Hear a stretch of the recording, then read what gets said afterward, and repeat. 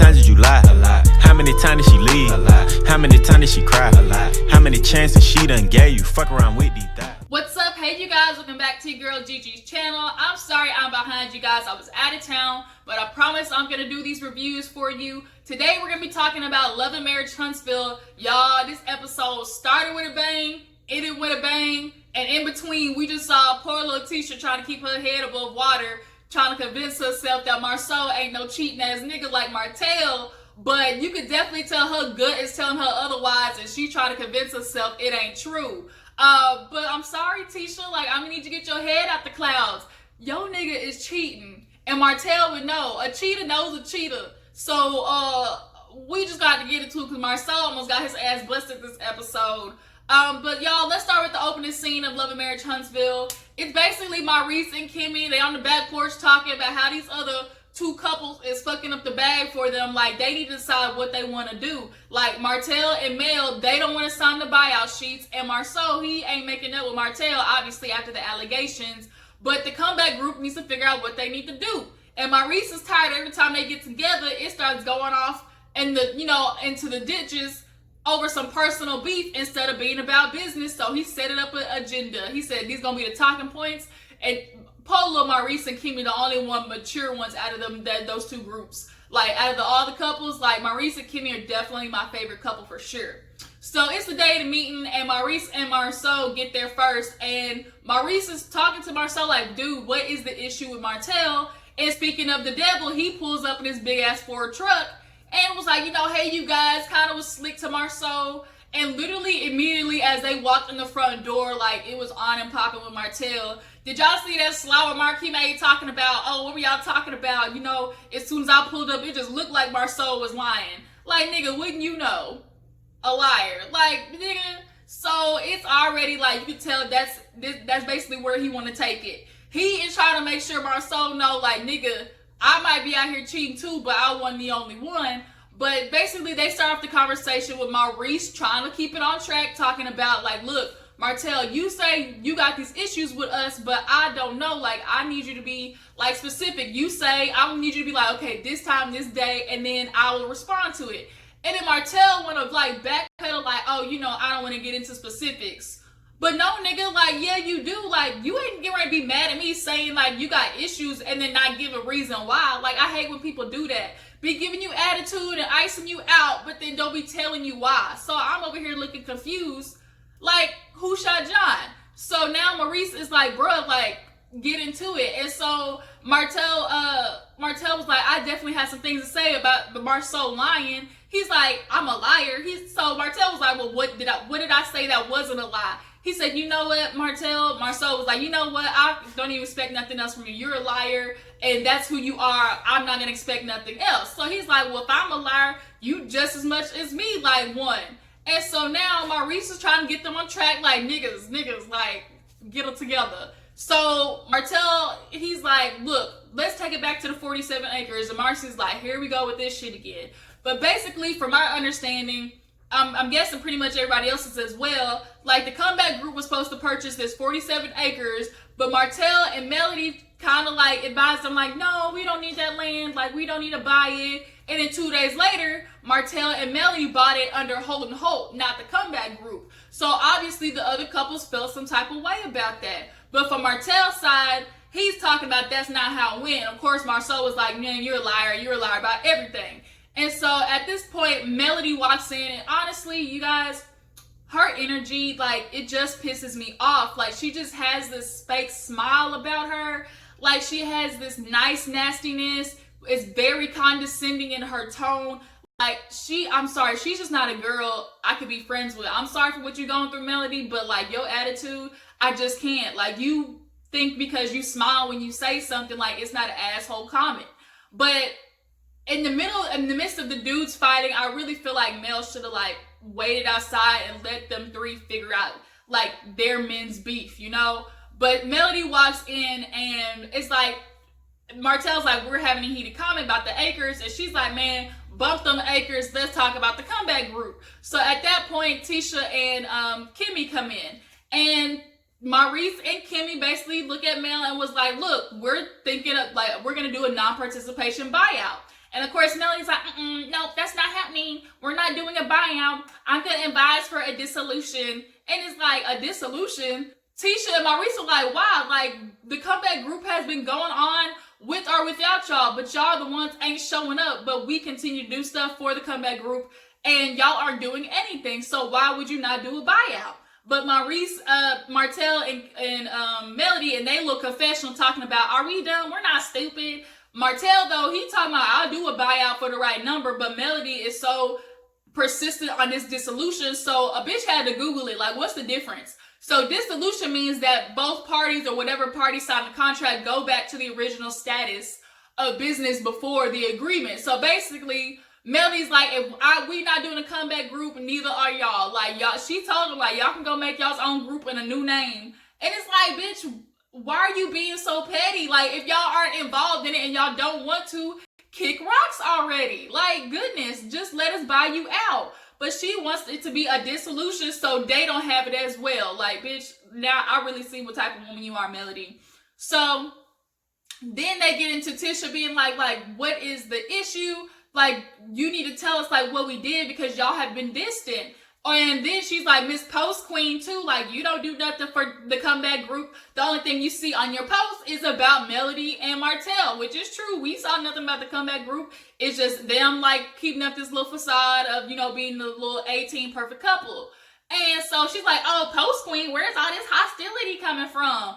And Martell was like, bro, why you coming for my wife? And she's like, look, I've already texted your wife, but she don't want to reply, which is another issue I got. She's never texting back and never is always negative. And Kimmy was like, I know that bitch don't text back because she admitted to it at the mimosa party. She was like, nope, not texting nobody back in regards to the comeback group. So if you're not texting nobody back from the group, like, why are you trying to be involved? Like, sign the fucking papers already, Melody. So then Marsaue was like, look, Maurice, he's talking about, you know, he has this issue with us because we kicked him while he's down. And apparently me and you both got 20 girlfriends. And Martell quickly corrected that, talking about, no, I said, nobody said Maurice, I said you. And Maurice over there looking confused, like, girlfriends? He was like, wait a minute. So Marsaue was like, oh, I guess I misunderstood. Nah, nigga, you didn't misunderstand. You trying to spread that blame out, make it confusion for everybody. You know he was specifically talking about you when he said that shit. But then Tisha was like, how dare you say that? We could have said so many things about you and y'all stuff blew up. And Melody's basically her confessional alluding to how she know Martell ain't the only cheater out there. And I'm like, Tisha, you better hush, because Martell very much was confident in his confessional as well, talking about he know the people and he has facts, receipts, and he can have them talk to your wife. So Marsaue, he was definitely extra quiet in that argument because he knew he did not want to set Martell off so he could get to running at the lips. So basically nobody's agreeing, so they agreed to let the lawyers fight it out. So as they're leaving out, Tisha pulls Marsaue to the side. It was like, bruh, like, why were you quiet? You didn't defend yourself or nothing. He's like, why would I defend myself? Like, you know, we know who's telling the truth, who's liars and what the stuff is. So she's like, okay, well, speaking of truth, is there any truth to you having all these 20 girlfriends? And he's like, girlfriends, me? He's like, how dare you even ask me that? Do I have any girlfriends? And that's the number one sign of a nigga cheating or a nigga lying, catching him in a lie. He repeat back the same question you asked his ass. Like, nigga, you heard me. So now you was like, am I cheating? How dare you, Tish? How can you even ask me that? And then he's like, I can't even answer that for you. Yeah, you can. Yeah, you can. So now he's like, his answer for that is, I can't answer that for you because my 12 years of marriage to you should be proof enough. And she was like, I can't believe you even think I would be cheating on you. You know, why are you even asking me? And she's like, I'm asking you because I heard it and I want to hear from your lips. Like, no, like, this is not true. So answer the question. Do you have any girlfriends? And he's like, you know what? In the future, if you ever hear anything like that, you should just dismiss it. Like, doing everything he can to avoid. He just dancing, just moving around this question at all costs. And finally, it's like Tisha's like, answer the question. And it's like the fact that she was pushing so hard for him to say no, like she just knew in her gut. She just needed him to say no, like to just, for that moment, appease her. But Tisha knows, she know. A woman intuition, she know. But Marsaue sitting there like, I can't believe you're even asking me that. You know what? I'm going to answer the question. But first, I'm more concerned at the fact that you're even asking me. Like, what's wrong, Tisha? Why are you asking me that? And so he's like, but for you, I don't feel like I should have to answer the question. But for you, it's a no. Nah, nigga, not for me. It's a no. Like, did you cheat? Yes or no? Like, and at that moment, like, Marsaue, you definitely showed your hands on who you are. But he was dancing around saying no because he knew immediately at the point he had said no, he becomes a liar and he's in the same category as Martell. So we move on to, speaking of Martell, he's out at a little friend's land or whatever, you know, clearing his mind, and his Uncle Dexter comes out and, you know, talking about obviously the Melody situation. And, you know, the uncle's asking how he's doing. He's like, look, my marriage, you know, obviously is on the rocks. We were doing good. But he had disconnected from the girl for 5 months, and there was some progress, but there was a setback because side bitch called and talked to Melody, talking about, you know, let me speak to Martell. I wish a bitch would, like, call me, asking for my husband. So now he's like, obviously that pissed Mel off, and so he started basically explaining why this relationship happened. He was like, you know, I knew that guys that were out there cheating, you know, having sex with 10, 20 women, and I just justified basically his piece of, oh, you know, if I only have one woman, you know, I'm not as bad as them. Or like, if I just do one woman, like, this ain't really, like, I'm not the asshole. But you are. And what you're not understanding is it's almost worse, because if you're just out there and you have 10 and 20 girlfriends, then it's just becoming about, oh, you just want to stick your dick in something. But the fact that you made it this one girl means that there is only individual focus on her. And you had emotions for her, which was the reason you admitted, like, it was hard to cut her off. You couldn't cut her off for 2 years. Y'all had a friendship, and, you know, you couldn't let it go. So now the uncle's right. He said the fact that she called obviously means that there's some type of connection and there must be a love there. And he hit the nail on the head. And Martell, obviously, you need to admit that there was some love back. You loved her. That's why you couldn't let that bitch go. So then he's talking about how he's in therapy and he's got the right dude because he's kind of like a father figure. And, you know, he checks him on, you know, what he's done wrong. And so he asked the uncle, like, you know, did you ever see any cockiness in me? And the uncle was like, yeah, like, when you went to college, like, you kind of got big-headed. And he was kind of shocked, but nigga, like, you knew you were cocky. And the thing about being this cocky, confident dude is the type of women it attracts ain't necessarily the best. So now he's working on shit with Melody. So we see a scene where Tisha calls her mama, you know, talking about obviously how the rumor about Marsaue having 20 girlfriends, like, she ain't liking that. And the mama's reaction is like, oh God, I knew something was up. He wasn't wearing his ring. Like, it might not be 20 or 19, but all it takes is one. You need to be checking on this. But she's like, oh, I trust my husband. I just think Melody and Martell did it because they're trying to get the fire off of them. And it's like, you keep saying you trust your husband, but all these questions that you keep asking is saying something else, Tisha. Like, don't be this stupid. And she hangs up with the mama, but the mama was like, look, either you having enough sex, basically that's what it was, like, be there for your husband. But she's like, you definitely need to check into it. There was a cute little scene where Maurice and Marsaue, they ended up, I guess, buying their mama a house, so they had a little family day over there. And I guess there's the friend that met Marsaue at the gym, like, they're longtime friends, so him and his wife were there. And Marsaue talking about, oh, he's real 1970s. Like, I heard he don't even let her vote. Like, he was joking, but it's like, damn, like, we really don't need another one of you. Like, can we get another Maurice on the show? Like, Martell and Marsaue are enough asshole to fill the states. To fill the country of Alabama. That's the city of Alabama, of Huntsville. Y'all know what the fuck I'm trying to say. City of Huntsville. But I think they might be trying to slowly ease them into the show. It'll be interesting to see if they'll have them on next season.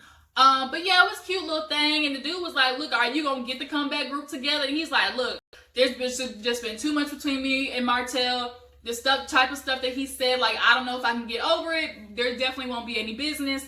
But we could just start with, you know, trying to mend the friendship. We see the little scene where Martell and Melody, like, she has some little child's thing she's getting, being a speaker for and getting an award at the little Boys and Girls Club. But this is where Melody pisses me off. She does this thing of, we made prior, commitments, and we're going to stick to those commitments. We're going to, go there with our A game. We always got to have our A game. And the fact that you're putting on this facade for people, y'all's quote unquote A game, like, bitch, that's a problem. Like, you are being straight up fakery. Like, I just can't with you. Like, you are not okay, but the fact that you put on this face, you call it A game, like, that's an issue. So to me, like, it seems like it's more important for everybody else to know that, oh, Melody Holt is always on her A game versus, I'm dealing with some real shit, and right now my A game is on Z. Like, that's just not, I don't like that. So the fact that you're willing to keep putting that up, like, you need Martell to keep this, like, power couple facade, like, that means you're willing to put up with his bullshit just as long as it comes with all the perks of, looking good to everybody else. But Martell, his ass still sleeping in the separate bedroom, so he's got to be on his A game as well, so he can just keep his ass in the house. So we get to the final scene, the battle between Tisha and Melody. Tisha basically tells Melody, like, look, I need to understand what the issue is. Like, I don't know, like, you've been very distant. I text you, you don't text me back. Melody's still swearing up and down that, she, replies and she sees the messages, but I know you got an iPhone, bitch. Everybody knows the red receipts. Tisha is sure that she knows you read them hoes. But she's like, and also feel a type of way because when my aunt died, like, you never sent no condolences. And Melody pulled this asshole move of just, like, smiling in her coffee. And Tisha's like, okay, so you're just gonna smile, like, obviously she was offended. Like, bitch, how you gonna smile or something like that? And she's like, here you go, doing the Tisha thing. And she's like, the Tisha thing? She's like, you know what? Let's talk about you. I have an issue with you, Tisha, because you play victim. And I'm like, hold up, wait. I've never personally seen Tisha play victim. I don't know I don't know what situation she's specifically talking about. So now Tisha's like playing victim, like, wait a minute. And so then it's like, Melody's like, I told you I was okay, I was fine, I got kids, but you didn't believe me. Every time I say something to you, you don't believe me. And so they're arguing over that. And so Melody's like, it's, what, you just don't like the fact that I'm calling you on your bull. And Tisha's like, okay, I can definitely see this isn't going nowhere. Like, you don't want to be honest. And I agree, like, Melody, you don't want to address the shit that you do. Like, and that's why I couldn't be friends with your ass. And I would have been done slapped you. And then the fact that she's like, the fact that you don't know my personality of being real and blunt. And I hate people use real as an excuse to, like, just say offensive shit. Like, no, there's a certain way of delivery. So then she's like, you know what? And the thing is, like, I don't like the fact that Martell tried to lie on Marsaue. So she's like, how do you know it was a lie? And she's like, I trust my husband. She was like, okay. And she was like, well, is it true?